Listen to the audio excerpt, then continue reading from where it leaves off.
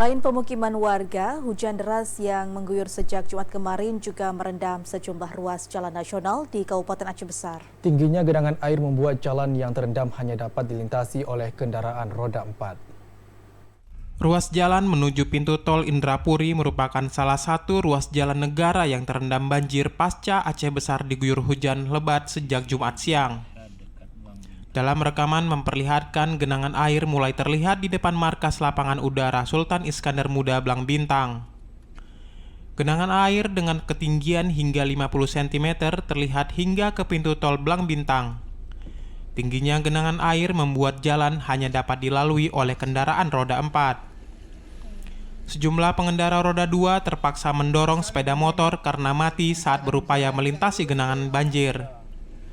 Menurut Kepala Badan Penanggulangan Bencana Aceh Besar, banjir terjadi sekira pukul 19 waktu Indonesia Barat akibat meluapnya sejumlah sungai di kawasan Blang Bintang. Di lapangan di pintu tol Blang Bintang, tadi pada pukul 18 sempat terjadi luapan air dari saluran di samping pintu tol.